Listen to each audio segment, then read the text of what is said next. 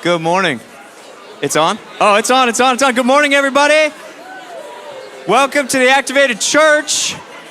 If you would like to find your seats, we're going to get started in about 2 minutes. So if you want to get a refill on your coffee or if you're outside, come on in and find a table, and we will begin in about 2 minutes.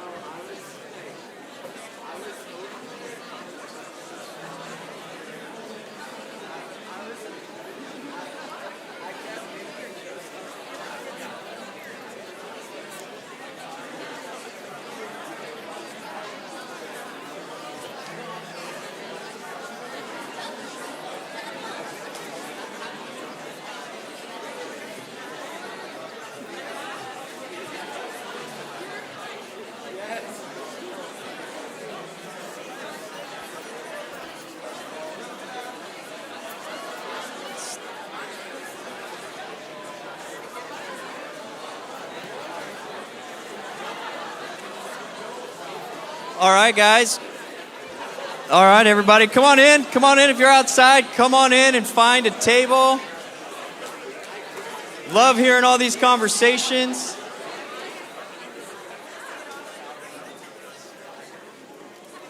Hey, good morning. Good morning. You guys are amazing. So awesome to see so many familiar faces in here this morning. My name is Taylor Stutz, and I'm a part of the Send leadership team, and I have been a big part of helping organize this pastors and leaders conference called the Activated Church.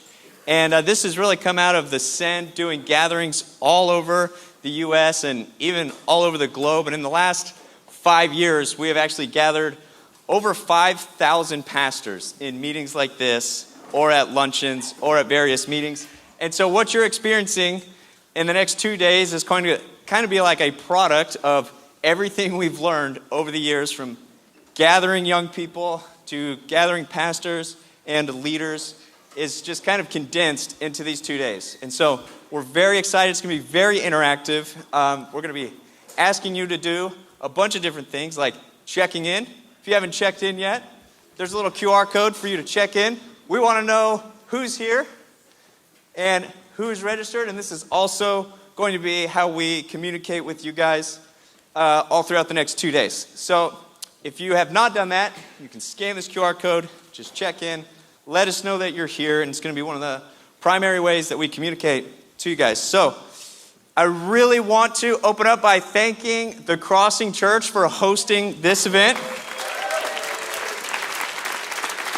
Yes, these guys have hosted so many of our Send events. They've actually hosted this conference 3 times for us in the last year or so. And so they have just been incredible hosts. They've been so gracious towards us and allowing us to use their space, all while continuing to run all of their normal operations. This church has been really amazing at building unity, even in Costa Mesa and in Orange County. They've launched amazing ministries out of here, one of them being Trellis. We've been able to work with Trellis quite a bit at the Send. I think they even have a large pastors and leaders gathering happening similar around the same time. As well as all over Orange County, there's something going on called Seek Week. So how many churches have been involved in Seek Week in Orange County? they've been a big part of doing that and just rallying pastors and leaders for prayer. And so we just want to thank them. They are so amazing at accommodating this event, but also we want to be really good guests while we're here for them. So a couple of housekeeping things is, one, the bathrooms are to the right over there to the back. And if you need more bathrooms, you can actually go across that way, downstairs in that building. There are some bathrooms.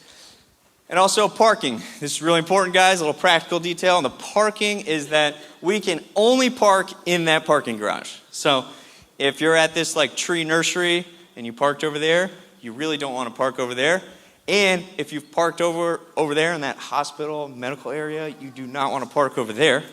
And then if you're also parked kind of in front along the curb, you do not want to park there either.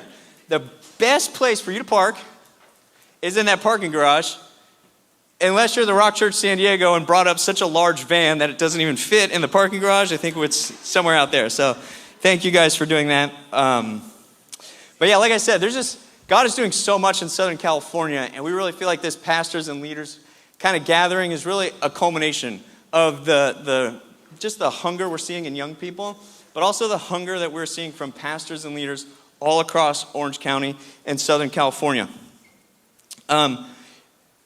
So one of the things that we want to do is get you guys to scan another QR code here, and this is going to be your workbook for the next 2 days. So this whole time is going to be very interactive. We're going to hear inspirational messages, then we're going to dive into discussion times for your teams at your tables. And I'll say this, if you're here as a solo guest, just partner up with the other solo guest, and that can kind of be your team for the week, or whoever's at your table. There will be discussion times. But also, this is going to be the primary guide. This is going to be some outlines for you. This is going to be some key discussions for you when we're going throughout the conference. Maybe over lunch, we're just going to be giving you guys so much content. You can take your team out to lunch and process it there. So I'm excited, guys. We have so much in store for the next 2 days. And I want to bring up to you guys Andy Bird, who helps lead the Send. That's going to give us even a backdrop of the Send and what we're going to do for the next 2 days. So would you guys welcome Andy Bird?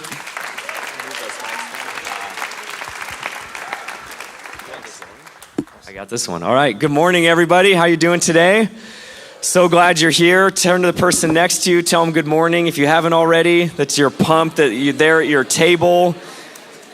We're going to have 2 great days together. So excited for where God's going to take us in these 2 days. As Taylor said, my name is Andy Bird, and have had the privilege of being a part of the Send team and the founding team. We've all been running together since the beginning, and I'll share a little bit of that story today. Have spent the last 27 years focused mostly on global missions. And in the last 10 years or so, God really began to also hyper-focus us on breakthrough and serving what God's doing in America, which has been an immense privilege. And I live in Kona, Hawaii. I have 6 kids, bunch of kids. It's awesome, best part of life. And just love what we get to do. Love running with this team that we get to serve on with the Send. Sorry, I've kind of lost my voice. And we're just getting started. We're just so passionate about what everybody in this room is passionate about, reaching the next generation, seeing God move in America, another great awakening in this nation. We feel a tremendous sense of what God's doing in Southern California right now. Such an honor to be serving into this region, and such remarkable leadership across California right now.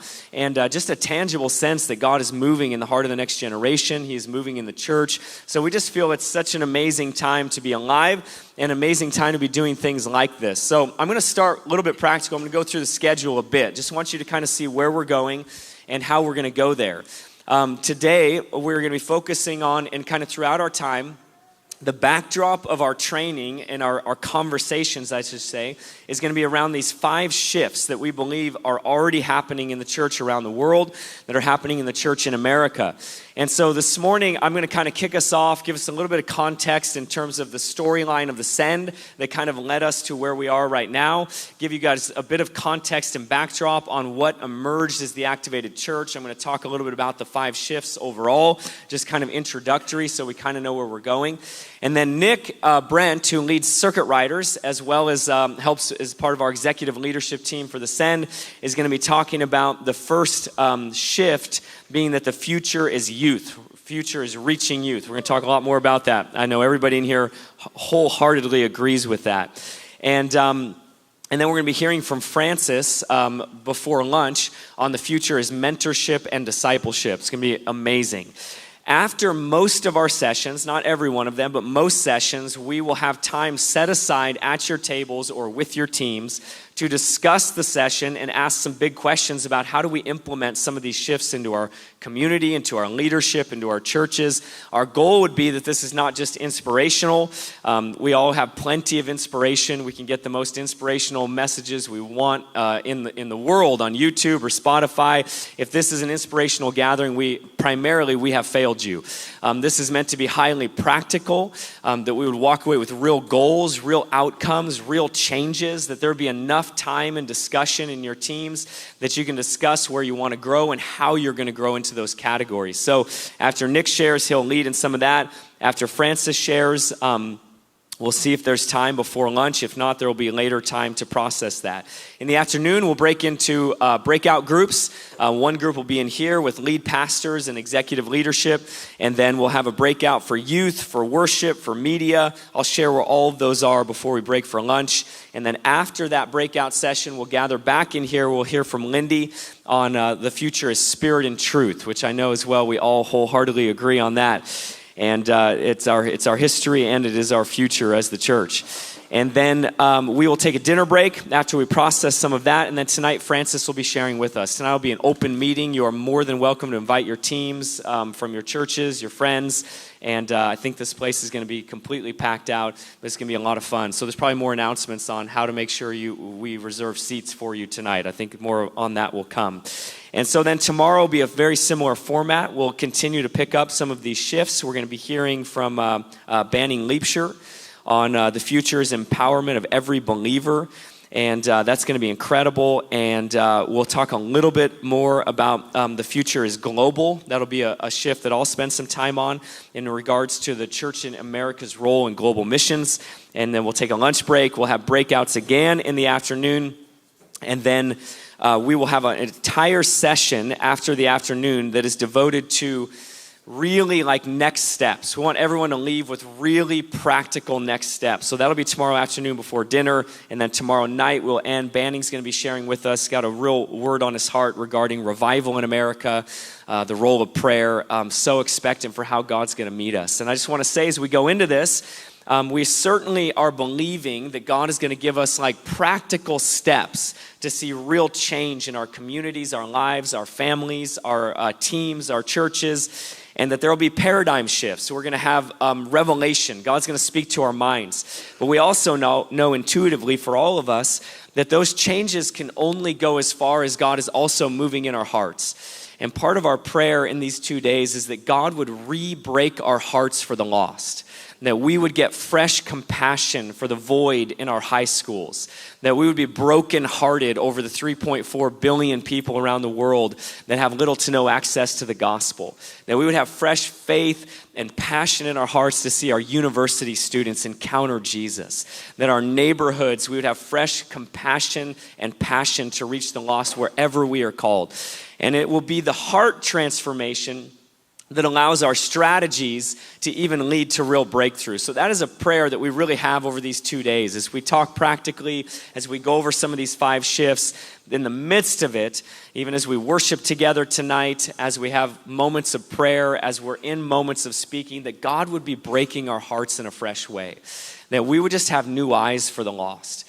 that we would walk out of these 2 days not only with new strategies, but we would walk out of here with fresh compassion. God, fill us with your longing to seek and save the lost wherever we go. And I believe that's happening. That's happening all over America right now, and we believe that'll be part of what happens in these next 2 days. So we've got a lot to look forward to. Be prepared to, both spend times where we're going to have a speaker, but then a lot of time as well where you're broken up in groups and you are discussing, how do we walk this out? What does that look like? If you came as an individual, really encourage you to sit around with those at your table and discuss some of these things as well, so that everybody has someone to kind of process through how we're walking out these strategic shifts, okay? Sound good? You guys ready to jump in? Okay, let me grab a drink of water because my voice is crazy right now.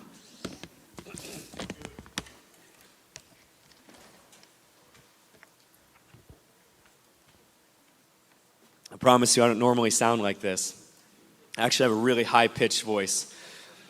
I don't, but I don't sound like this. Okay, here we go. We're going to jump right into this first time together, and what I'd like to do is give you guys a little bit of history and story and backdrop behind the Send. And that is not because this is all about the Send. We don't believe that at all.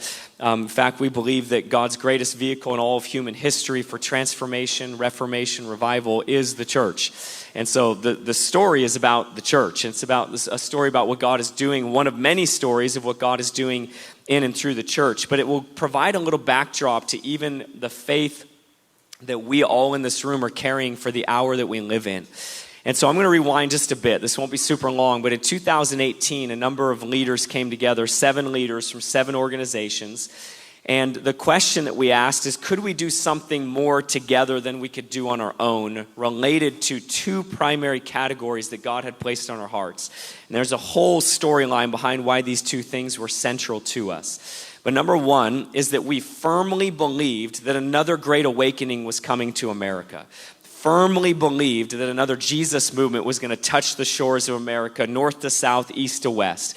And at this point, we were primarily thinking about America, and a lot of our words that were leading us to this point were about another great awakening in this nation, that God was going to touch Gen Z, He was going to touch millennials, He was going to touch Gen Alpha in a unique way, and that we personally were believing and praying for 80 million salvations in America over the coming years.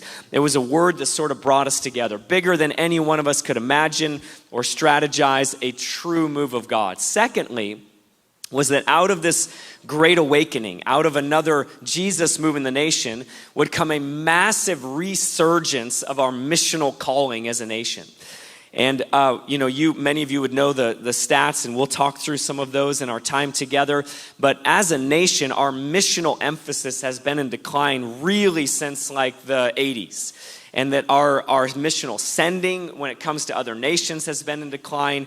Our regional and local outreaches have been somewhat in decline. And that's a generalization. Any given location is different. But when you look at national data, we have been in a missional decline for several decades. And the second thing that we were believing for out of coming together in this send word that we had was that America would be touched with a fresh passion for the Great Commission. We would make it the center of the conversation. That the center of the conversation of Christianity, even on a global scale, would be Jesus' final command to preach the gospel to all creation, to make disciples of all nations, and that we would be a people once more that are passionate about going. And whether that going was to our high schools or our neighborhoods, our universities, or to the nations of the earth, is that America would recover its go. So these 2 things is really what brought us together. And we had this word that God was going to fill stadiums around America with a passion for great awakening and the Great Commission. And so by faith, we rented a stadium in Orlando, Florida, having no idea what we were getting into, no idea how to raise the money for it, no idea how to fill it especially, but a word of the Lord and a sense of faith that God was going to be moving in a fresh way. So we had about a year to plan for this gathering in a Camping World Stadium in Orlando in 2019. And honestly, guys, I don't know how else to say it than I feel like every day we were so over our heads. It was the first time for our team, and we had done a number of things together before, but nothing like this, that I think we woke up most mornings going, we have no idea how to do what we need to do today. And usually there's a little bit of that, but when that's 90% of your day, that's pretty overwhelming. and everything from raising the finances to gathering leaders and building coalitions. And for us, it wasn't going to be enough to just have a large scale gathering where a bunch of people got inspired and got excited, text home about a great gathering if it didn't lead to real practical action. So in that year, God began to speak to us about these outcomes that would define the Send. And the outcomes at that time, and there still are outcomes today, God began to speak to us about if you're going to reach the next generation, you have to redefine a high school as a mission field. Because unless we see high schools as a mission field, we're never going to reach them. We've got to re-understand what a mission field is. Secondly, we need to see our universities as a mission field. That these would not just be places where young people go to lose their faith, but could it be it's a place where people actually go and find faith because it's a real mission field. University students are not just going for education, they're going to reach the lost, to make disciples. Third, that if we were going to reach America, and we were going to see God move in the next generation, we had to consider what someone would maybe refer to as the least of these, one of the greatest areas of brokenness in our nation, and that is the foster care system. It's the 420,000 kids that are languishing in the foster care system in homes that are not their own, and the trauma compounding year after year, which of course is one of the leading causes of some of the greatest brokenness in our nation, from incarceration to drug addiction to homelessness to repetition of cycles of brokenness, many of them coming from that. So we felt like the Lord said, you're going to have to paint that to the church in America as a mission field, or it'll never change. And so that was our third mission field. The fourth was kind of, in a way, the mission field that every person is called to, our neighborhood, our workplace, because we felt nobody can leave a gathering with any excuse of like, well, I'm not called to reach a high school, or I'm not called to reach a university. Well, everybody's called to reach their neighbors, called to reach the workplace, the marketplace, the place we go every day, our friendships. And so the fourth mission field, the broadest, was that every believer is a missionary. And then the fifth, which in some ways was kind of, in a sense, was one of the bullseyes of our hearts, was the reality of the 3.4 billion people around the world that make up the unreached of the world. They largely have zero access to the gospel. Most of them have never heard the name of Jesus in their life. So the fifth mission field for us was what we would probably refer to as global missions, but for us was specifically the unreached. And so in that year, we began to plan these outcomes, and our goal was however many would come, which we had nightmares. And I don't know if you ever tried to pull off a large-scale gathering, but literally we would have dreams in the night of nobody showing up at the stadium. It was just the worst, guys. That we would be bankrupt and nobody would come. That was the dream. That was the consistent dream. That no one's going to come. You're going to be a couple $1 million in debt. And then what are you going to do in life? I'm going to be working at Lowe's for the rest of my life paying off that debt. And so these were the fears in our hearts as we set off. But we really, in our minds, in our sense of faith, we're like, God's going to move. He's absolutely going to move. But he's not just going to move in terms of, I had an amazing encounter with his presence at a stadium gathering, or I really encountered him in worship, or man, there were some great messages and I feel so inspired. But for us, we went, if you leave the stadium and you haven't committed to a real mission field, then we have failed in this gathering. So the goal was inspiration, hearts alive, like personal revival, repentance, encounter, all of that, but walking out of the stadium going, I am absolutely starting a Jesus club in my high school. Walking out of the stadium going, I cannot walk the halls of my university without sharing the gospel any longer. Families going, we absolutely have to consider our role in the crisis of the foster care system. Young people going, I cannot just settle for living a comfortable life when I know that there are this many people around the world that have never heard his name one time. I'm willing to go anywhere in the world for the sake of the gospel and the Great Commission. So we began to build these outcomes that would have immediate follow-up, phone calls, text messages, that we would call people until they simply, followed through out of a hatred for another phone call. They'd be like, if you call me one more time, I'd be like, I'm going to call you 100 more times if you don't start that Jesus club. That we were going to build robust follow-up and outcomes into this so that it wasn't just an inspirational gathering, it was an activation of tens of thousands of believers into their missional calling. Well, it came to the Send Orlando, and that morning we got a call from the security early, 6 a.m. They said, hey, we're worried there's thousands of people lined up outside the stadium already. We're worried we don't have enough security. I was the best phone call of my life. I said, security is your issue. I am so happy that there are thousands of people there already. I got to the stadium a number of hours early because we were I couldn't believe what God was doing. And I'll never forget looking over the edge, went to the top of the stadium, looking down, seeing thousands of people lined up outside. And one of the remarkable things that would become a big part of our storyline is I looked down and there was people were worshiping. And then it would, a song would end and another one would start and they're praying for each other. I mean, it was just like revival was already breaking out. But one of the things that caught my attention is that they would be singing this epic worship song in English and then it would die down and the next thing you know, they'd be singing in Portuguese. And then the more I looked, I'm like, why are there so many Brazilian soccer jerseys? Do they think this is like a World Cup match? Like, what's going on here? But I realized Brazil had shown up in mass to this gathering. And there were thousands of Brazilians, not only from the Orlando region or from Florida, but there were thousands that flew from Brazil, believing that America's breakthrough was their breakthrough and that they carried a key for breakthrough in this nation. And that day, 58,000 people showed up in that stadium. We were more shocked than anyone else. I mean, way more shocked. Absolutely undone. I think everyone else was like, oh yeah, of course 58,000 people showed up. We were like, we can't believe more than 1,000 showed up. Like, this is a total miracle of God. And everything that God had spoken to us, he did in that day together. It was 12 hours of worship and prayer and Great Commission messaging. If you left that stadium and didn't commit to a mission field, you were not a Christian. That's the end of the day. And we tried to get everyone saved in the first hour anyway. So they got saved, they got filled with the Spirit, and they got a mission by the end of 12 hours. And what began to come out of that was just a ripple of obedience. We just began to hear story after story of young people starting Christian clubs on their high schools, a story of a young guy that came that didn't know his geography very well. He's from England. He heard the word Nepal, didn't know it was a nation, just thought that's so strange. Why am I hearing this in the midst of worship? Finds out later it's a nation. Now he lives in Nepal, speaks Nepali, and is reaching the Nepali people. And we heard story after story in the months after, and of course in the years after, where God did everything he said he would do. We had prayed for a year, God, give us 5,000 that would say yes to global missions. Over 5,200 people that day said yes to global missions. God spoke to us, so we felt and promised us that his power would break out at these gatherings, and that is exactly what happened. At the end of the night, I remember standing on the stage, and we were just undone by what God had done, and I looked out at the empty field. Everyone had left, and the only thing left on the field was an empty wheelchair. And the next day, we got an email from its owner. Said I wheeled in and I walked out. I didn't need that wheelchair anymore. And there were so many stories like this. We were just undone at the faithfulness of God. And that he was, the passage that ran through our minds so much in the season was Isaiah chapter 9. The zeal of the Lord shall accomplish this.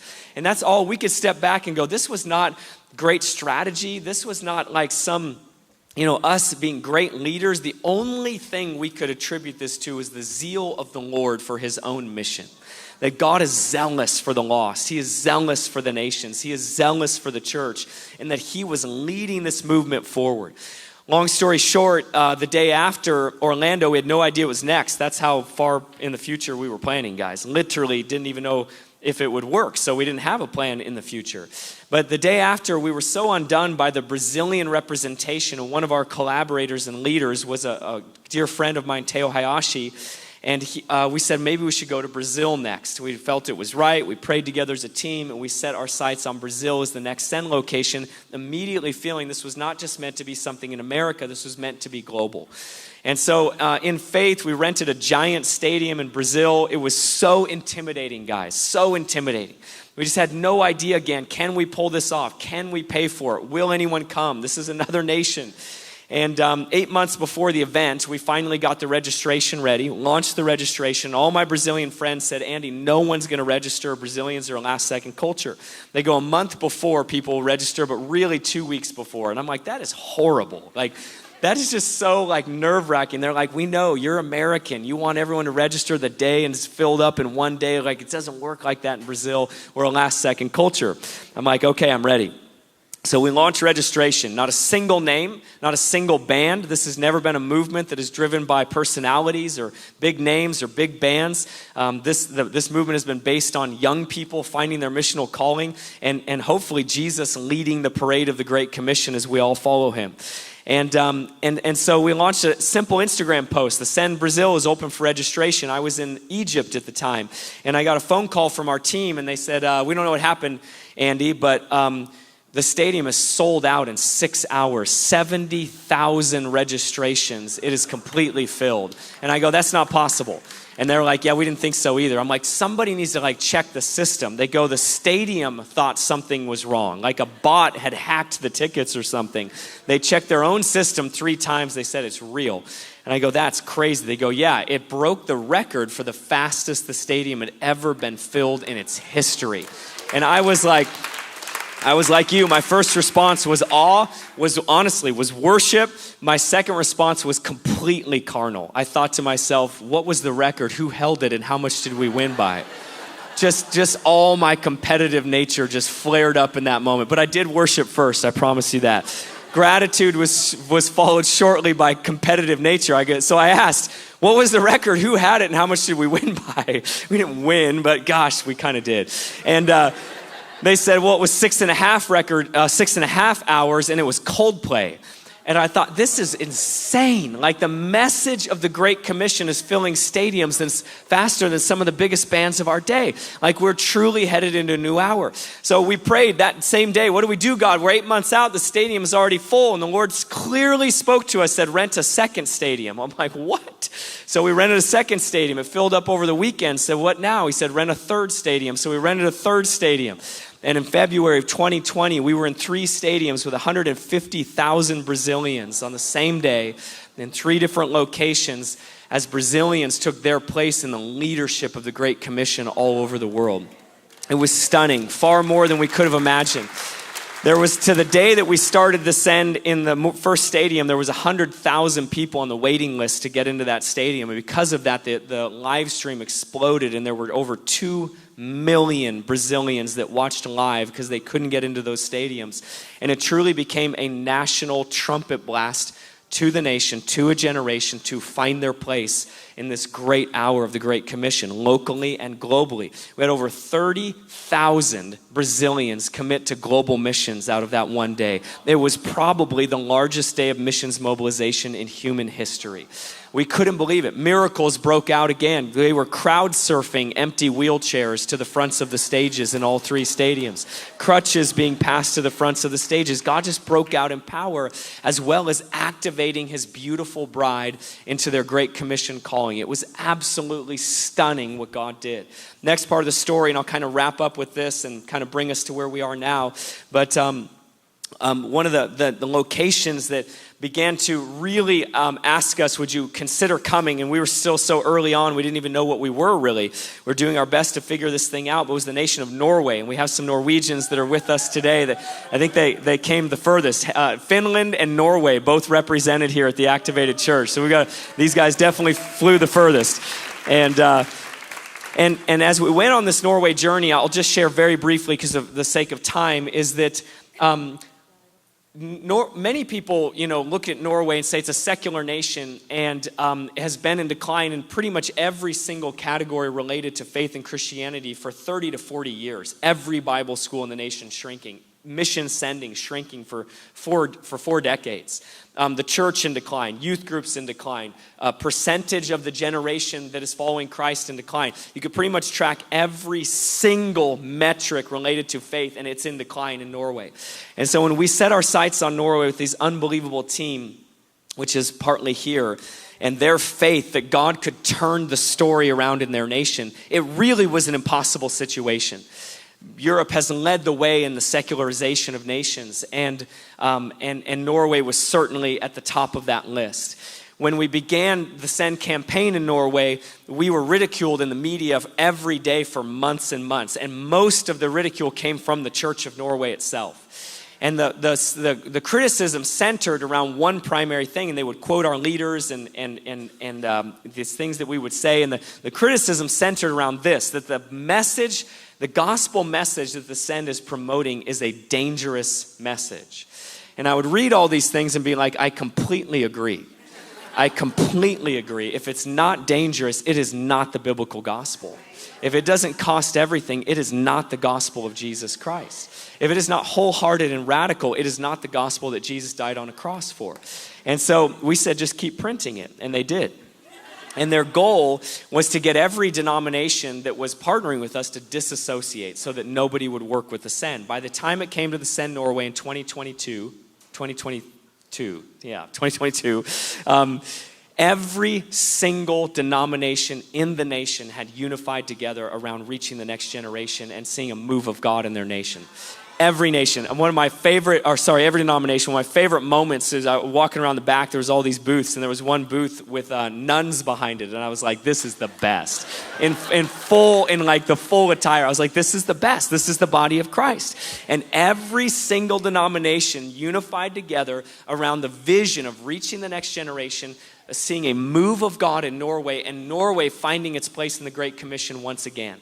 The gathering was beyond what we could have imagined. It was over 10,000 young Norwegians. It was the largest Christian gathering in over 40 years in the nation since Billy Graham had gathered there. And it inspired fresh hope in the nation and in young people that God was once again moving in their nation.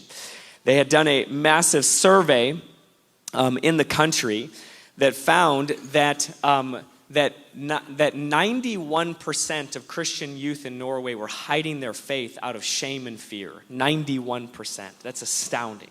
They did the same survey this year, 3 years after the Send Norway, and found that 31% of Christian youth in Norway are sharing their faith on their own initiative now.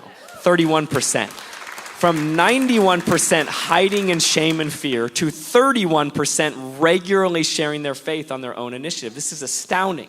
Today, and I get reports from this team on a regular basis, every Bible school in the nation is growing. The largest missions organizations in the nation have more volunteers than they can send right now. Majority of churches in the nation are growing. Youth groups in the nation are growing. God is rewriting the entire story for Norway.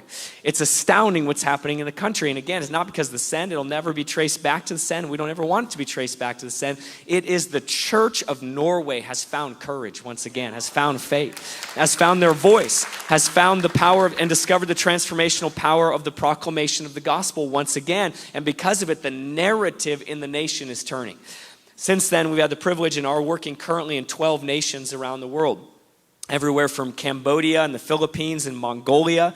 In Mongolia, we just had our first launch gathering. It was the largest youth Christian gathering in the history of the nation, as they believe that they have a critical role in the Great Commission. Mongolians don't even need visas to go to North Korea. They don't even need visas to get into Central Asia. Could be one of the greatest missionary forces to some of the most closed nations in the world. South Africa, across Europe, and in Finland, and in Norway, in the UK, in the Netherlands, places around the world. And we are stunned by what we're seeing God do in so many of these places. Now, a couple things I want to show for a moment. Can we go to the next slide here? I want to talk a little bit just briefly about some of our current context. This will encourage you in America. Most of you have seen this, and this kind of sets the backdrop of the activated church, and this is what we've been contending for as the Send. Is you would know in America that the church growth movement in the late 80s was the end of the growth of Christianity in America. In other words, we have been in continuous decline since 88 or 89 in America. So the percentage of Christians of the population of America that would call themselves Christians has been in annual decline year after year since the year 1988, 1989, right? Late 80s. Now, that's been continuous decline until for the first time in 2021, the decline in America stopped, which is not like really great news. It's just like less bad news, right? The decline stopped. And for the 2 years in a row, 21, 22, that decline plateaued. And so you're like, I mean, that's not necessarily cause for rejoicing, but at least it's not declining for the first time in decades since the late 80s. And then the miraculous began to take place. And most people would be in total disbelief that this is real. But I mean, it's real. It's Barna. I don't think they can lie. It's all data and stats, right? And so 2023, the percentage of belief in Jesus rises fueled by young adults among U.S. adults, I have made a personal commitment to follow Jesus that is still important in my life today. That percentage rose to 59% in 2023, 62% in 2024, 66% in 2025. This is what's crazy. This is what's absolutely absurd. That percentage represents, you're not going to believe me when I say this, 31 million Americans. 31 million. You're looking at me like you don't believe me. Don't argue with me. It's Barna. Find him and argue with him. But 31 million Americans, more than in 2021, 2022, are confessing Jesus as Lord in our nation, in America. This is astounding. Now, this is the population of U.S. adults. Here's my theory on this, is that most of the growth of Christianity has been fueled by Gen Z. This number is not tracked until they turn 18. I think over the last 5, 6, 7 years, I feel like many of us have seen it, is that God has been moving among the youth in our nation. Thousands and thousands of young people have been coming to Jesus. It's astounding, but they don't get tracked until they turn 18. So the 16-year-old that came to Jesus 2 years ago now finally falls into the data. So it's not necessarily 31 million new adult Americans that got saved in the last 3 years. It's 31 million people becoming adults, some of them, that got saved in the last 10 years because now they're becoming adults. But this is astounding, guys. This is a reason to be unbelievably encouraged because the news in America has been so bad for so many decades, but that is all changing right now. This is the hour that we live in. This is why the Activated Church. Let's go to the next slide. I'm almost done here. You guys have seen this. This is the Wall Street Journal. Sales of Bibles are booming, fueled by first-time buyers and new versions. This is in America, 22% jump in Bible sales in 1 year in America. Let's go to the next slide. I'll move through these quickly. This is an article in the nation of Sweden. This is unbelievable. Sweden did a survey at the beginning of 2025 asking who will be the most influential voice in the nation in 2025. Would it be a social media influencer, a politician, an athlete? Who's it going to be? Survey came back. Jesus Christ would be the most influential voice in the nation of Sweden in 2025. All my European friends say that Sweden is the most secular nation in all of Europe, then perhaps all of the world. And yet this is what's happening in Sweden today. This is a great article. This is in Norway. The next slide. This is a headline in Norway. Atheism is on the way out. Next slide is the UK. This is so fun what God's doing right now in the UK. Only the UK would say Holy Bible Revival, but I like it. And it sounds way cooler in a British accent. Good news, spiritual Gen Z drive Holy Bible Revival. This is crazy, guys. The Times report an increase of 87% in Bible sales from 2019 to 2024. We have bought into a lie.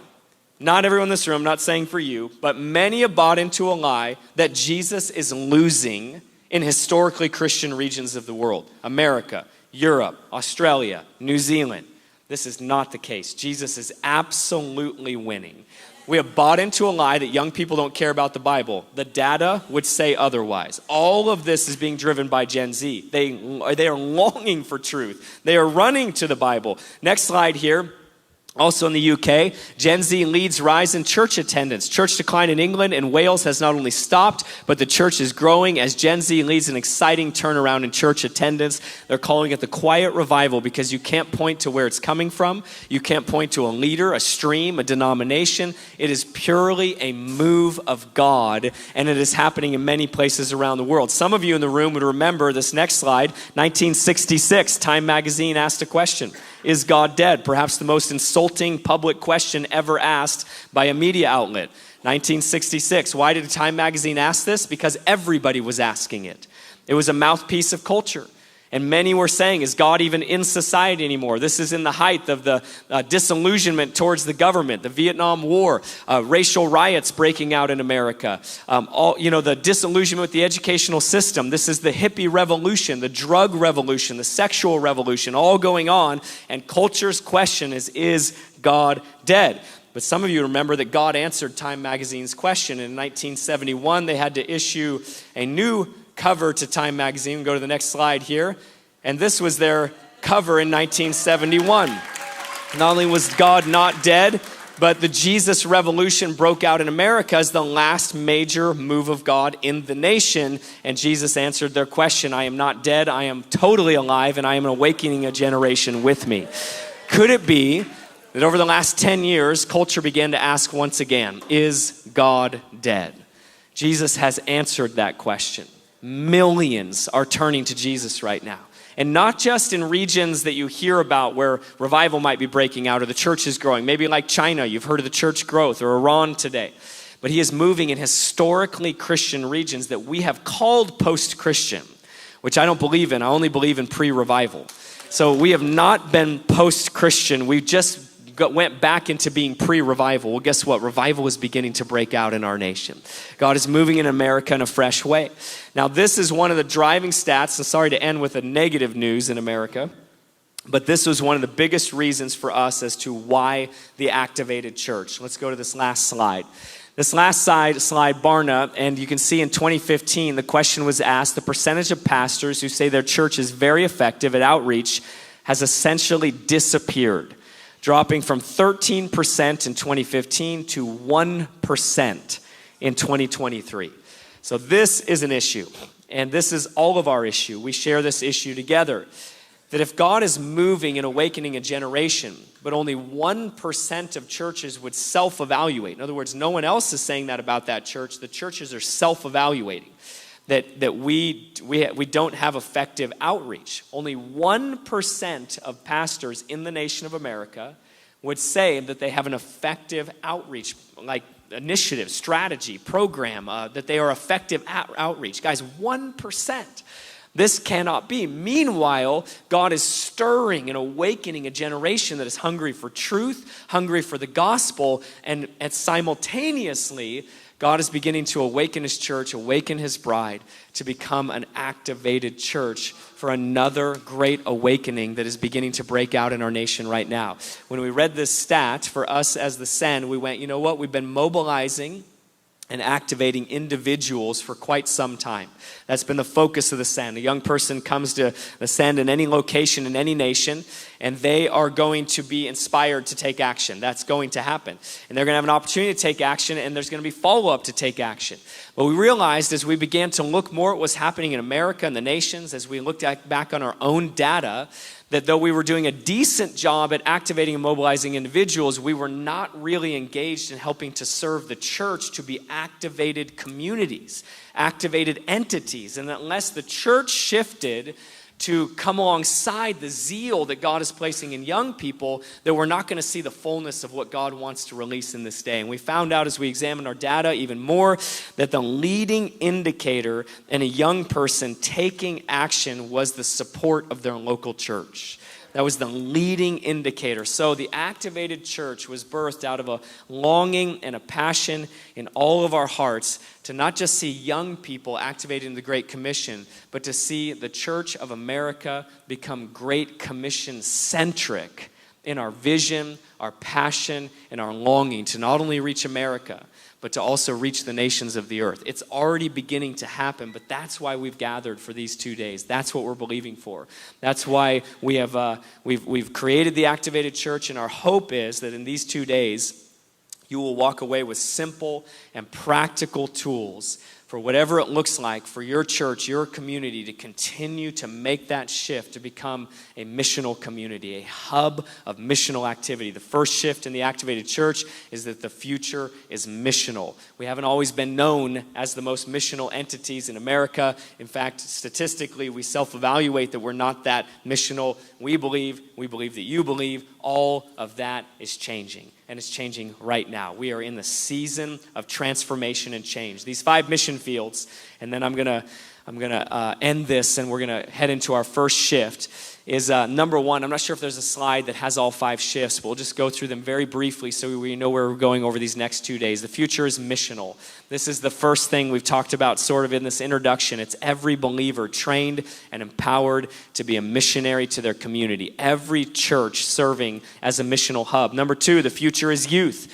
Engaging the next generation, by reaching young people right where they are. Number 3, the future is global, taking responsibility for global missions as part of the Great Commission. Number 4, the future is spirit and truth, centering the church on worship, prayer, and the Word of God, creating environments where spirit-led encounters and biblical truth are leading to transformation. And number 5, the future is discipleship and mentoring. Every leader intentionally raising up the next generation of leaders. These are the 5 shifts we built the Activated Church around. This is where we're going to be going over the next several days. What I'd like to do is I wrap up, and we're going to move into our first shift, which is going to be Nick Brent talking about the future is youth. I already shared with you that Nick is the leader of the Circuit Rider movement. Circuit Rider is on hundreds of university campuses all over the world. A huge focus on America, but they're global as well. I believe they'll be on over 400 campuses this year, and that is annual for them, helping to catalyze evangelism and discipleship on campuses on a global scale. They meet every Monday night here in this room with hundreds of young people across the region. Nick and his team, the whole Circuit Rider team, they're just one of the most catalytic sparks, in my opinion, in the nation right now, helping to catalyze young people into evangelism and their missional calling. And so Nick has a real authority. He's leading a community of hundreds of young people and their staff, as well as the hundreds that go through their training schools, as well as the thousands that they're reaching on university campuses, to talk to us about the future being youth. But as he prepares to come up, I just want to show a video. And the video will just be, I just want you to have a little bit of a picture of what is a Send gathering. What is that? When I'm talking about these Send gatherings, what do I mean? So there's a bunch of them we could have shown, but I want to show one of the recaps of one of our most recent Sends, which was in the nation of Scotland. And I determined after this that every single Send, no matter what nation it's in, should start with bagpipes, even if they've never seen a bagpipe in that nation before. And that every single speaker at every single Send should have a Scottish accent, because you literally, when you sound like Braveheart when you preach, people listen differently. And so I want to show you this video, give you a little bit of a glimpse of what a Send gathering is, and then Nick is going to jump up right after the video and take us into our first shift. Let's go ahead and roll that video, the Send Scotland recap.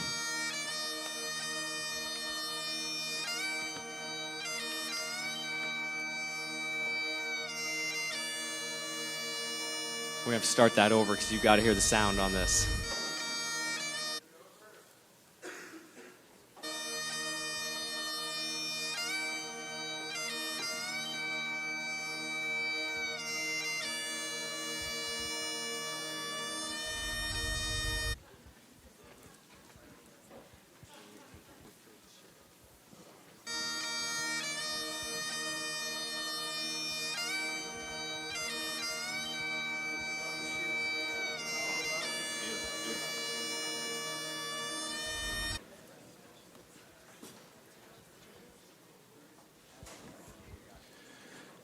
If it doesn't work, I'll do a Scottish accent and just kind of free verse this.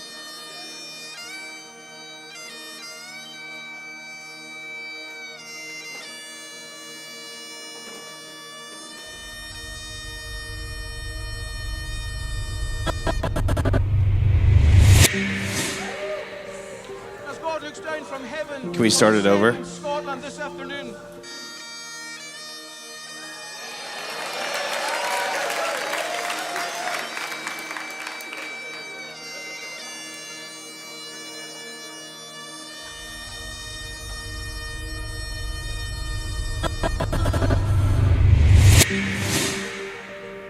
As God looks down from heaven on the Send Scotland this afternoon, what he sees is a ground that is dry and parched and that is ready for a fresh outpouring of the Holy Spirit.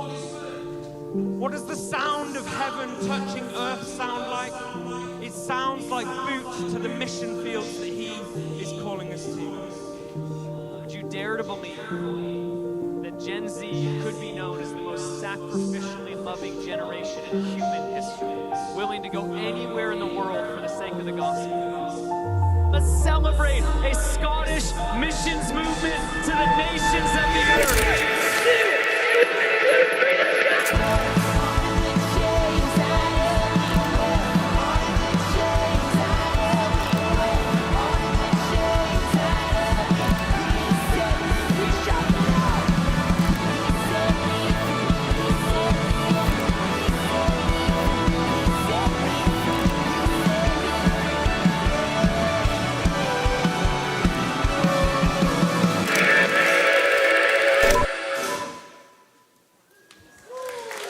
Give a round of applause for that. What a pleasure to be with all of you guys this morning. Again, I'm Nick Brent. I am so excited to talk to you about the future as youth. The last 15 years of my life, I have given it to reaching first millennials, my own generation on college campuses, and now for the last, whatever it is, 7 years, Gen Z. And I am, thank you so much, Fiji, very, very speaker-ish, thank you so much. I'm so passionate about this because I have an absolute agenda for every single one of you this morning. I am a speaker with a hidden agenda that I will make public from the very beginning.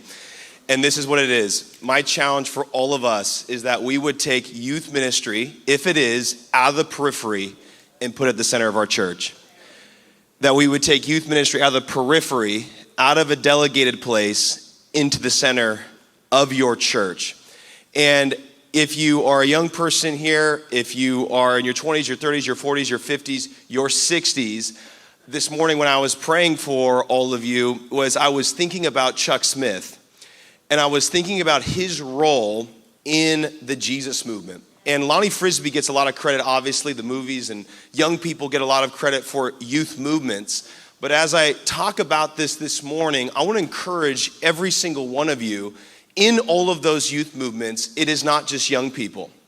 There is either a mature leader who is standing behind those young people, discipling, mentoring, keeping them on the rails, teaching them how to actually teach the Bible, operating in wisdom, or there is a older leader with a grace for young people that is actively leading and teaching the Bible. And right now, I believe that we are in a moment that many of us have been praying for a very long time. I grew up as a pastor's kid in the Pacific Northwest in Washington State.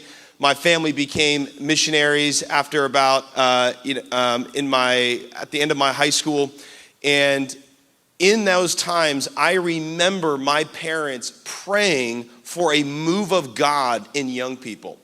I remember them crying out for the college campuses and high school campuses, and they were so excited about any movement of anyone getting saved, let alone the moment that we are living in right now.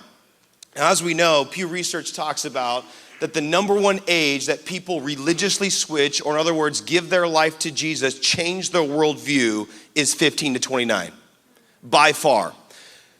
The number one place where I feel the enemy is also assaulting, wanting to deceive, deconstruct, and move in the wrong direction is 15 to 29. And how many of you know that if you do anything with high schools or anything with college campuses, if you are active at all on TikTok, if you are active at all on Instagram, the world is aggressively preaching, aggressively deceiving, and aggressively moving to destroy the Christian worldview, not preach. And this is a moment for us to not vacate, not just give it to the young youth pastor who really is learning to preach. This is a moment for the maturity, the strength, the biblical knowledge, the courage of mature leaders to invade that space for the sake of a generation. I want to read this as my kind of chief verse here, is the verse we all know so well, Matthew 9, 35 through 38. Jesus went through all the towns and villages, teaching in their synagogues, proclaiming the good news of the kingdom, and healing every disease and sickness. But when he saw the crowds, he had compassion on them because they were harassed and helpless like sheep without a shepherd. Then he said to his disciples, "The harvest is plentiful, but the workers are few. Ask the Lord of the harvest, therefore, to send out workers into his harvest field." The reason I'm reading this is because I think very much just like what we heard from Andy, Jesus is moving in a generation. I think where I have personally struggled openly, and I could share many moments of my own personal failures and lack of seeing what God has for me, is what Jesus is having to do, though, is turn to his disciples to help them see that the harvest is ripe. And so I think one of the biggest deceptions, I just want to just circle it, highlight it, underline it, is that the next generation is not hungry for Jesus. And to go further, that the next generation is not hungry for Jesus, especially with your church, especially with you as a leader. I want to present to you this morning that perhaps some of your greatest inheritance, perhaps some of the biggest fulfillments of things you prayed for is actually realizing you do have a voice in the next generation, and it's not for a future season, it's for right now. Let me just give you some more stats just to fill you with faith this morning. This is from Barna. Barna did a survey of teenagers in America. So this is unbelievers and those who are, say they're in the Christian faith. And this is what they found. Over half of Gen Z teens feel very motivated to learn more about Jesus. If you include somewhat motivated to learn about Jesus, that number becomes 70%. So that means if you walk into Corona Del Mar High School and you go 1, 2, 3, 4, 5, 6, 7, statistically, 7 of them already are motivated to keep learning about Jesus. And that is not just happening in one state, that's happening all over America. Number 2, America is more open to faith than we realize. There is a rising spiritual openness. 3 out of 4 Americans say they want to grow spiritually, and near half say they are more open to God since the pandemic. This stat is unbelievable, just came out from Tom Rainer. He's a famous church researcher. 80% of non-church goers in America right now are open to an invite to church from a friend. Bible sales in September of this year doubled from 1.2 million to 2.4 million sales in one single month. And it gets even better, and it's a little bit bad news and good news at the same time. Most Americans have a favorable view of Jesus, his message, just not the church. But this is good news well, I'll point this out in a moment. 71% of Americans have a positive view of Jesus and his message, while 47% of people have a positive view of the church in their community, and only 16% of people have a positive association with a megachurch. But here's the good news. We can control that. We can redefine that. We can absolutely, and I believe this, if you're from California, I'm sorry, I'm absolutely biased because I live here, and I feel like if you live here, you have to suffer to be here. The price of everything every day says, move, go somewhere else, go somewhere else. You know, I was talking to one of my buddies, he's planting a church down the road, and it's mainly young adult church, and he goes, and we're talking with some of our other friends who are planting churches, and I'm going to call them easier states, okay? And things are going a little bit better, a little bit faster. And he says, only in California does your congregation get into a heated argument with you that the Bible does support them living with their girlfriend. Like, this is California. It's a different universe here. So shout out if you're from California. You get double props from me this morning. However, we have the ability, I believe, not only as a state in this moment, to redefine this, but we have an opportunity to redefine it as an example for America. I think that if you live in a state that has become post-Christian, that we have the privilege right now that when God moves in states like that, the whole nation rises in faith. Sometimes when God moves, and the Bible Belt, we're like, well, that's the Bible Belt. And I know that's cynical, but I think that that's in a lot of people's mind. But when God is moving in Los Angeles, if God is moving in San Diego, if God is moving in Orange County, if God is moving in Northern California, the nation turns and goes, what is happening?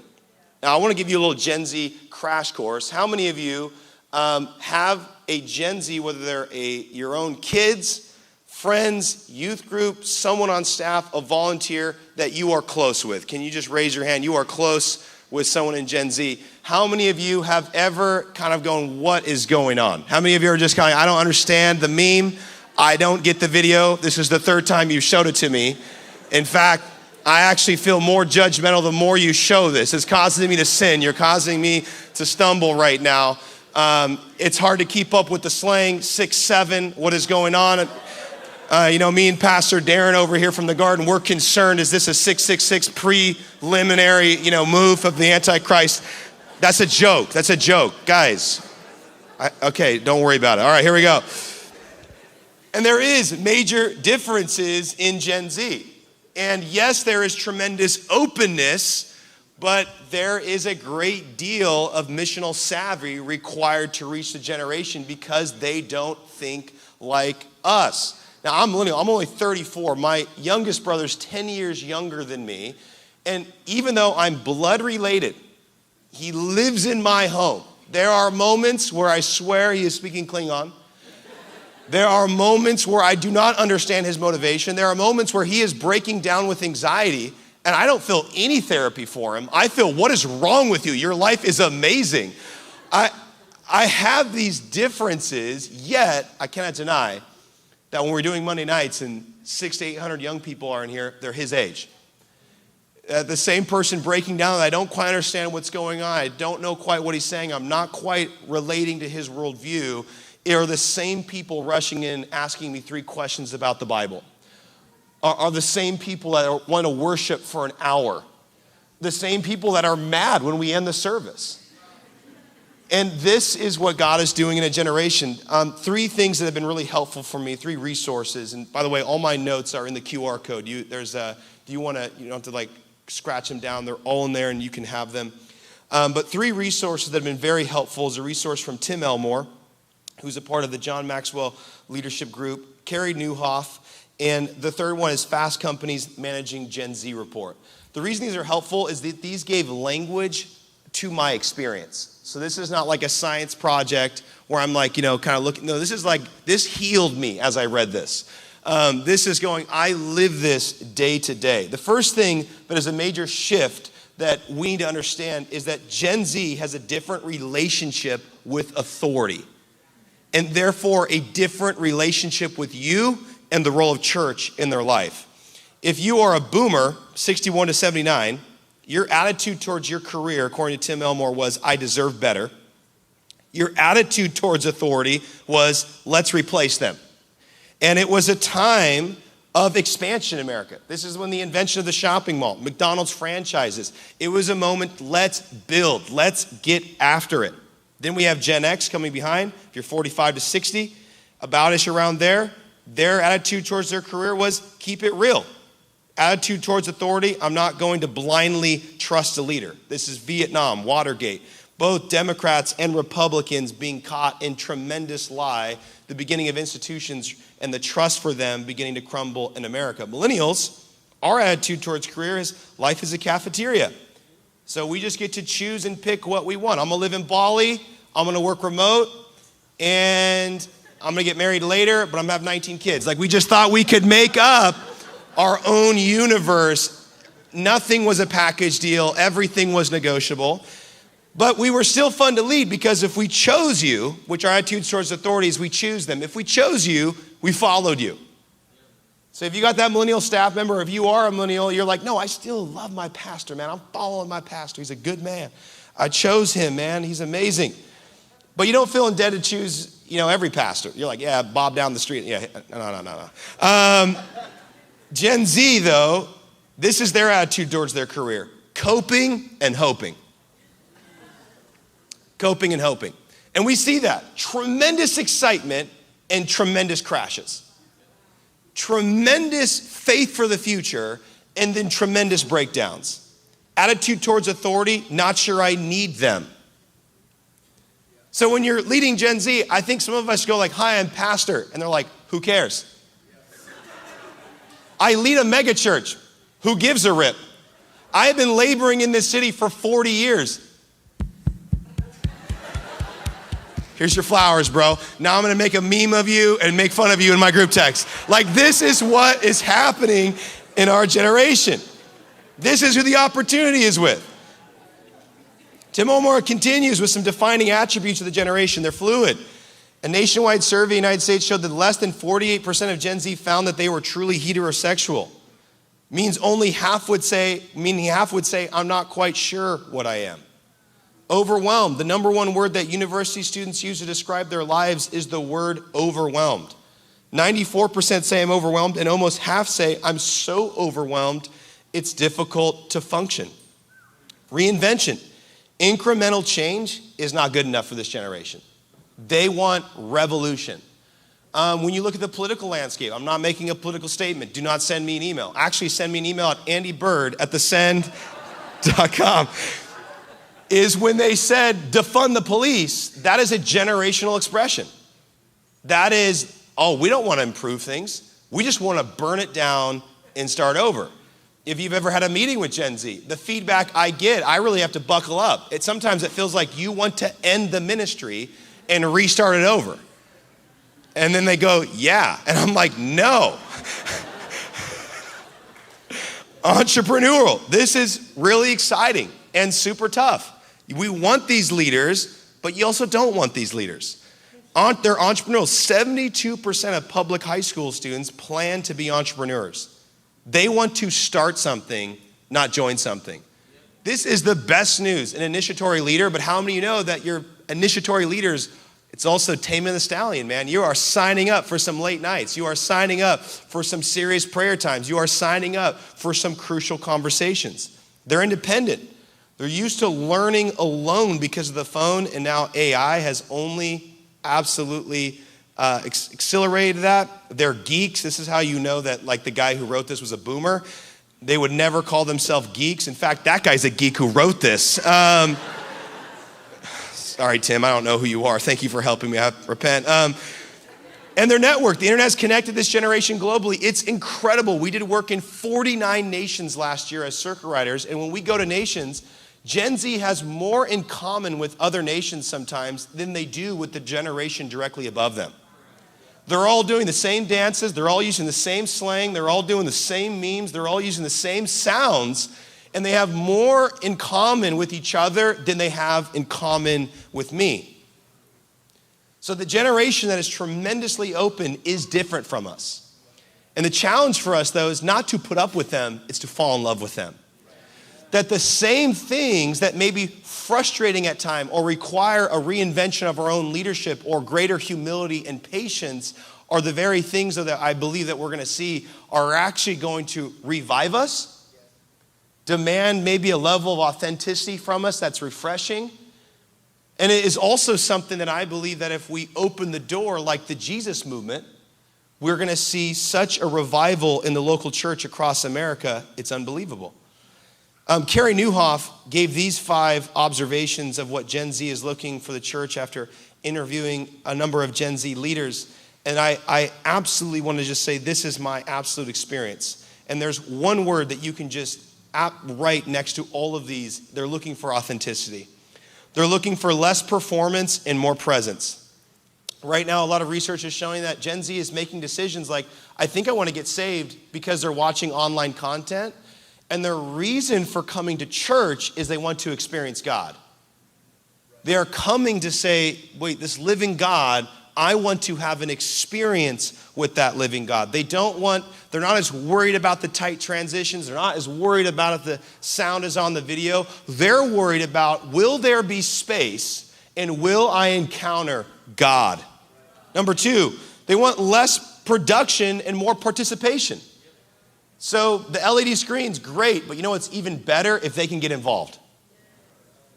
I love the dial this, the dial that, but how can I actually participate? Some of the best moments of our Monday night gatherings here is actually not the sermon, it's not the worship, it's when we just say, you know what, we're just gonna pray for each other right now. Turn to your neighbor. I'm gonna activate you right now. Hey, we're actually gonna stop and we're gonna wait on the Lord and we're gonna practice Thanksgiving. Or, hey, let's throw a Bible verse up on the screen and learn how to study it together. And I want you to just take 5 minutes with some background music and write things. They have a different pressures. I felt with millennials, it was entertain me. Earn my attention. Come on, pastor, let's hear it. I don't want your C.S. Lewis quote. Give me more than that. You gotta be a stand-up comedian. You gotta be a sociologist, a therapist. You gotta be all of it combined. Whereas Gen Z is saying, lead me to encounter God. They want less noise, more space, is what I just said. They want less personality and more humility. Now, I'm saying if you are a dry communicator, they don't want that. That's a lie. They do want charisma. But they want charisma with, I'm gonna use this word, unhinged vulnerability. Meaning, why I'm saying that is for me, to be totally raw, is the level of vulnerability they want from me feels inappropriate at times. I'm like, what? No, like, bro, like, I'm not gonna talk about my marriage fight last night with you. And no, Nick, you need to tell me. And don't just say we were fighting.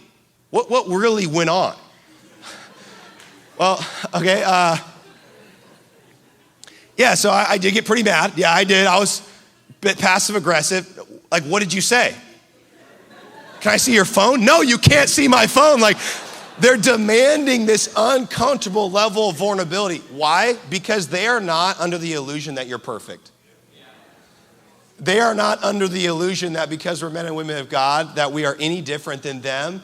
And they're going, hey, I actually need real help. Can you help me? And if you're not struggling like me, I don't think you can.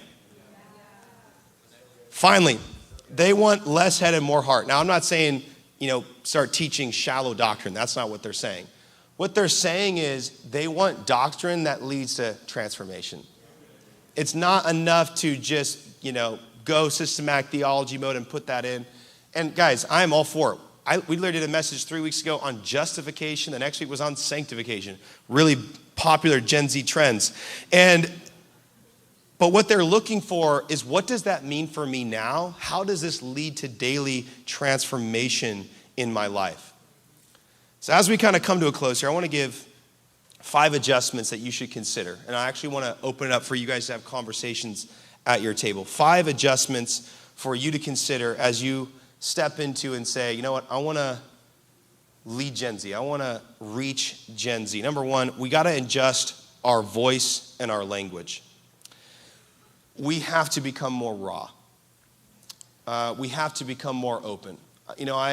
I was laughing the other night thinking about Paul, how unhinged he really is in his letters. He's openly rebuking orgies. And can you imagine that kind of discipleship meeting?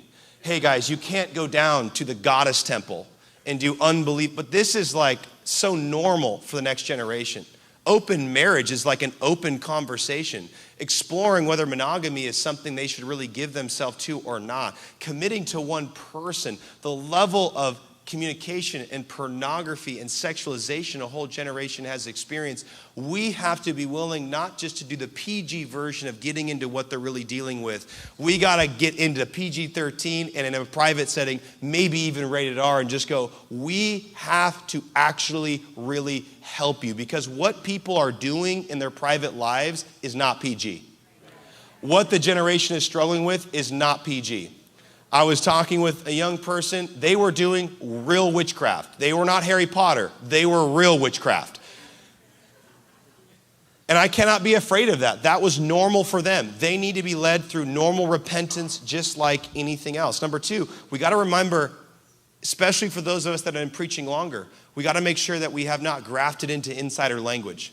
This is a biblically illiterate generation. They don't know what things mean. We're here to encounter God. What does that mean? What? The blood covers you. Whose blood? Blood? Like sometimes I make fun of our worship team, like, dude, the scroll song, they're like, what's up with the scroll song? I'm just imagining the average person who has no biblical framework. He's going to unleash the scroll. What scroll? Where? I've never seen a scroll. Is it from Israel, Middle East? Like, where is the scroll from? Like, we have to realize that we have to really go back to a place of simplicity, of explaining what these things mean. Number 2, we're going to have to adjust our leadership style. It's a double-edged sword, Gen Z. Because they desperately are in need for leadership, but they're not responding to traditional positional leadership. Here's the kind of authority that I'm seeing that they're responding to. Number 1, example authority. Gen Z looks at you and will not tell you, but they will go, do I want to be you? Do I want your marriage? Do I want your kids? Do I want your passion for life? Do I like your time in the Word? Do I like how excited you are talking about vision? I want to see joy in your life. I want to see purpose in your life. Number 2, relational authority. They want to be known. And this is difficult because systems are amazing, but systems sometimes do not produce the level of connection Gen Z is looking for. They want access. We have 300 people on staff at Circle Riders, and all of them want access. All of them want to know where the senior leaders are, and all of them want the comfort of being able to meet with me. I was just talking to a guy who really is a national coach for some of the most famous youth pastors in America. And he said one of the trends he's seeing is he's literally seeing Gen Z youth pastors switching to smaller churches, taking cuts in their salary just so they can get near a senior pastor who will mentor them. They didn't want the platform, they wanted a relationship. The third is expert authority, and just putting it very simply, how Robert Clinton says it, can you help me? Do you seem helpful? Are you able to help me practically in my life? And they want to do it with you. They want to operate in collaboration. The third thing is we need to create spaces uniquely for them. This is not a beatdown of like, I want you to leave right now, head to Fashion Island. I want you to buy the baggiest pants you can imagine. I want you to start, wearing baggy shirts, head up to LA, only wear Fear of God, Santo Studio, look it up, do that. Like, this is not, I'm not saying I'm not saying that you need to now become Gen Z. I'm not saying go back to your church and start rebuking every, person that's been giving for 15 years saying, we're not doing enough to reach it. That's not what this message is. What this message is I want you to think about where are there places that you can put your strength as a leader to create unique places for Gen Z to experience Jesus. Some quick examples. Really, our Monday nights gathering was my dad in his early 50s. It started as a Bible study in his garage. And over a 6, 7, 8-year period, it went from a few people to hundreds of people. It was just a garage meeting. That could be your takeaway. Your takeaway could be, I'm going to get 5 Gen Z leaders that I would love to see more in my church, and I'm going to commit to have a mentorship meal with them every Friday night and bring them into my family, and I'm going to pull out their hearts. I was meeting with Eric Geiger recently at Mariners Church, and they decided to turn their first service of the weekend on a Thursday night specifically for young adults. It started with, I think, hundreds and then 1,000. I think there are 3,000 young adults coming to their first service of the weekend on Thursday nights. They're out of parking. Right now, the generation is so hungry that if we create spaces for them and we speak to them in the way that they want to hear and we are passionate for the things of God, they're going to come. They're going to come. I really believe that. So here's number 4. Consider going to them. I just think it is such low-hanging fruit to be on a high school. There are every legal step for you to have a Jesus club at lunch on a high school or middle school in the city. There should be no high school in California, let alone in America, without a Jesus club and a connection to a local church. If you are near a college campus, you should get 5 students, have them form a student club, and start a satellite service on that campus, and start connecting students, not just to parachurch ministries. And I'm parachurch, so I'm saying, replace me is what I'm saying. Get on those campuses and start preaching into those people's lives. If you're a social media savvy church, start having a conversation with the generation online. As I really come to a close here and we bring it down here, here's where I want to say is, I don't have enough time to go into all the examples, but here it is. The one danger I have that I think we have to be careful of is the better you are doing from an innovation standpoint, the less likely we are to change. So the more you think you're doing good, the less likely you are to make a radical change. What I'm saying is, I have never, ever thought that there could be a day where 7 and 10 teenagers would be interested in a Bible study. And what I'm saying is we can't go, well, everything's good and we'll get to this next year. I don't know if we'll have this next year. I don't know how long Gen Z is going to be hungry for Jesus. I don't know how long college campuses are going to allow me to keep coming on them. I don't know how long high schools, I don't know. I think we're in a window in America. And I think that there is a moment for all of us to seize, and that as you come out of this gathering, my encouragement for you is use your strength and your voice to reach the next generation. I'll finish with this Bible verse if I can find it. I can't find it, so I guess I'll just say it was a great verse, and I promise you it was going to really move you to a place of tears. But the essence of this is this. It's in 1 Corinthians when Paul is sponsoring Timothy. And he says, we have many guides and few spiritual fathers. This is a moment for spiritual fathers and spiritual mothers to arise and to sponsor this generation. And the difference between a guide and a father is self-sacrifice. The guide is willing to teach, but the father is willing to give it all. And I think that if a church of this region arises with that energy of a spiritual father, with that spirit of a spiritual father and a spiritual mother, I believe we're going to be looked back 2 years from now, and there will be no high schools without God moving on them. We're going to see so many Bible studies. It's so common. TikTok is going to be going crazy with revival breaking out in Orange County, Los Angeles County, San Diego County, wherever you're from. So here's what I want to do. I want to leave time for some conversation. If you go to your QR code here, there is a Activated Church workbook. We don't want to just, give these thoughts. We want you to have some time to begin to have a discussion around them. If you open that, it's the Activated Church workbook. If you go to the third page there, starting the second into the third, it says shift number 2, the future is youth, and there are some discussion questions there. You can literally make a copy of that document. Just go to File, Make Copy in Google Docs, and take actual live notes on there. But how do we want to respond to this is really, what are you taking away? What is God speaking to you in this moment? We're going to talk about this for 10 minutes, and then I'm going to invite my friend Jake Mason up here, and he's going to give you some practical outlets of how you can immediately take some steps to plug in with pathways for your church to reach the next generation. Before we discuss, can we just pray together for a moment? Jesus, we just come before you this morning as leaders. And we are crying out for the next generation, Jesus. God, we are asking, Lord, that we would have another out of control Jesus movement in our day. But that it would not just be a movement on TikTok or a movement disconnected from the church. We are praying, Lord, that the church would be front and center of this great movement in Gen Z. God, we are asking, Lord, for discipleship systems to be broken because so many Gen Z are coming to know Jesus. God, we are asking, Lord, that literally they would be begging for ways that they can get involved, and we're having to have vision meetings to find more ways to serve the city because Gen Z would arise with such a missional spirit. God, we are asking in us. God, we pray that you would re-embolden anything in our heart where we have counted ourselves out, that we have delegated the place of leadership for the next generation. Jesus, I pray for every senior pastor. I pray for a second wind or maybe their third wind, God.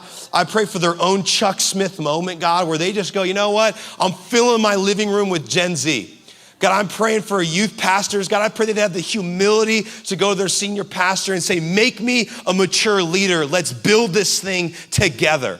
God, I'm asking, God, for elders to arise, for finances to come in, for churches to give so that we are able to give the energy and the resources that the openness of a generation is demanding. Holy Spirit, would you fill our conversations as we talk about how might we respond as the church to reach this generation? In Jesus' name, amen, amen. I'm gonna put 10 minutes on the clock here. We'll put some background music on. You can go to those discussion questions or have a discussion as the Spirit leads, and then we'll keep going this morning.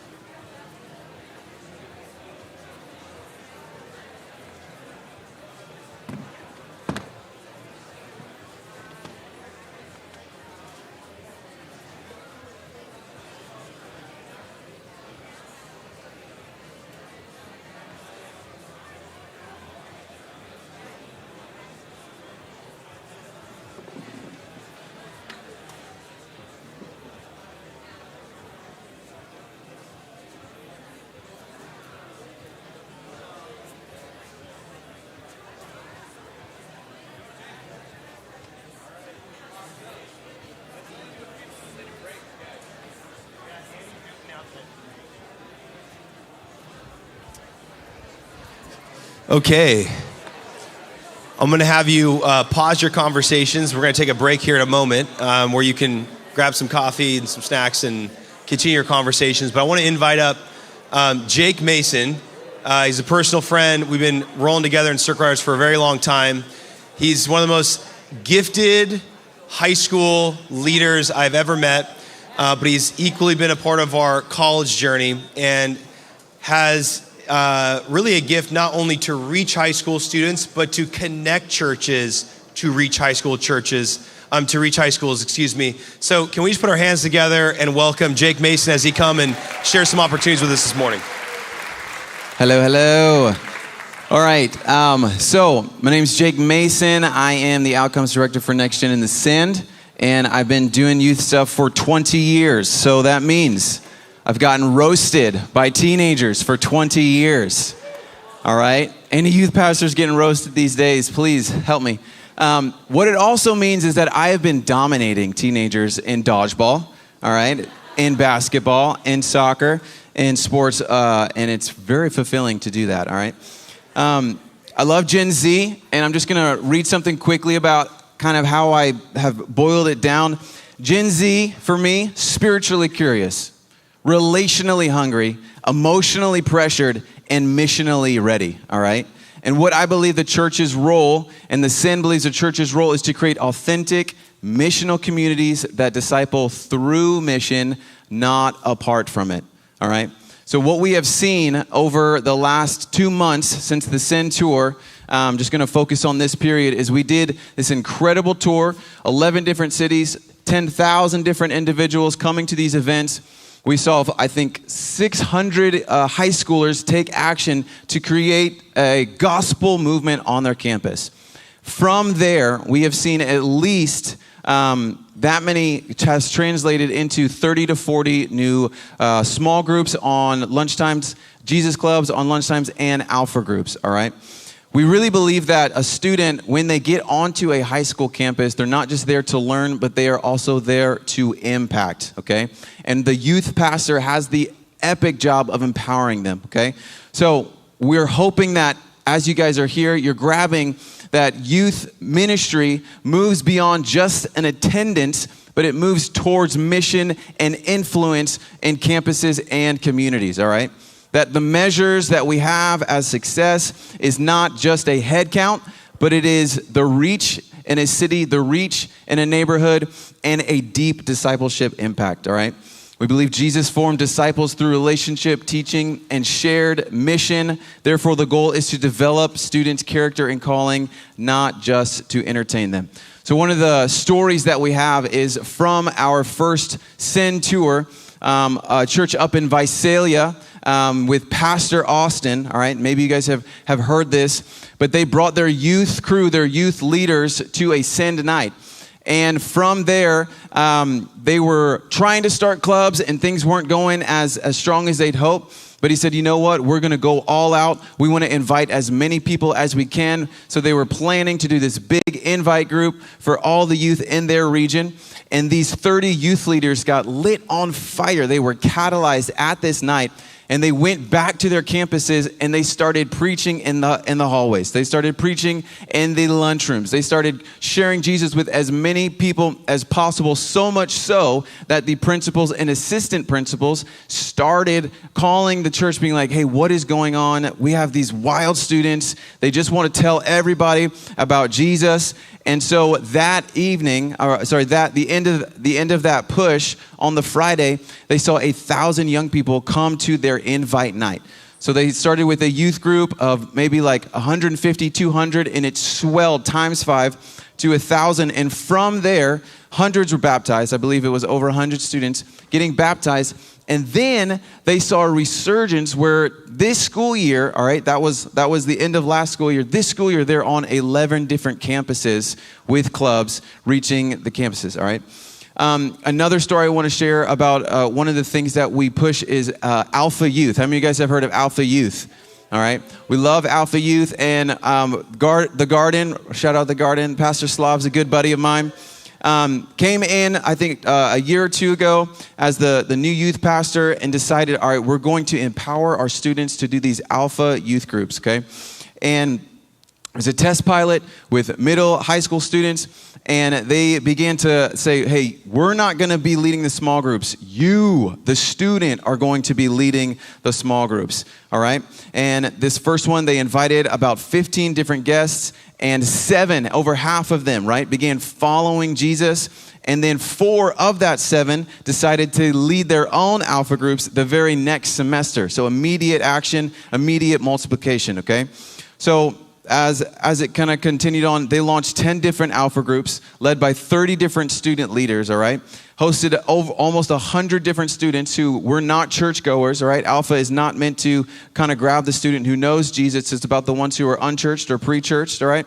And they were able to see 60 come to this Holy Spirit encounter a way that Alpha does, get filled with the Spirit. And they started coming to church. They started helping launch the Jesus clubs that the garden is in. And so we're seeing when the students are empowered, there's real deal fruit, all right? So that's just specifically high school, all right? For the college side of things, college campuses are Antiochs, modern day Antiochs, all right? They are so strategic. Why? Because they shape culture, ideas, future leaders, and really people are there. They're hungry for the truth. And we believe that the church's task is to equip the students before, walk with them during, and send them to college as missionaries and send them after college as missionaries to the workplace, okay? The big idea is that these Antiochs, the diverse centers of influence and culture, are going to impact governments. They're going to impact societies because they're brimming with the leaders of tomorrow, okay? And when a church plants itself through prayer, through relationship, and again, that student empowerment, we see that revival follows. So again, we're a part of the Circuit Riders is one of our big outcomes here at the Send. Several years ago, we partnered with a church in Western Michigan called Radiant Church, all right? They hosted a Carry the Love event, and it was going amazing, and the pastors were loving the event.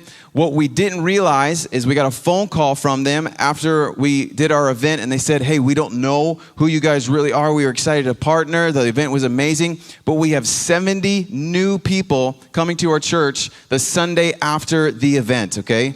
These were several athletes, lots of students, and a lot of them just had met Jesus during the outreach and worship night, and they began showing up at their church. So what did the church do? They said, okay, we're going to launch a house church on the campus with those students who started coming to the church.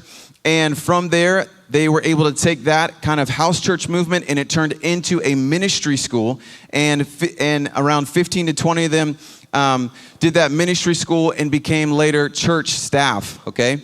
So that's just one of the many stories of things that we're seeing when we empower the students and when churches are locked in to say, okay, we're going to receive these students, and we are not just going to ask them to come to our service, but we're going to empower them with actual tools on what they can do, all right?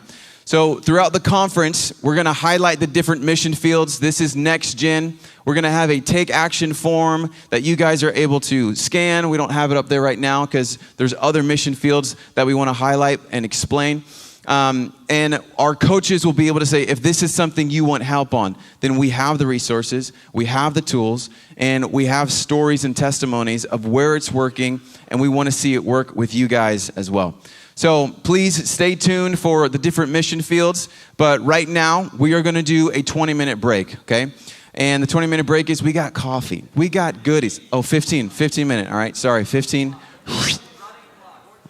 14:30, got it. Okay, so we got coffee in the back, all right? We have bathrooms over here, we have snacks, and we have hundreds of people who love Jesus. So please go meet somebody that you don't know, give them a high five, ask them their story, and we will be back in 15 minutes. Love you guys so much.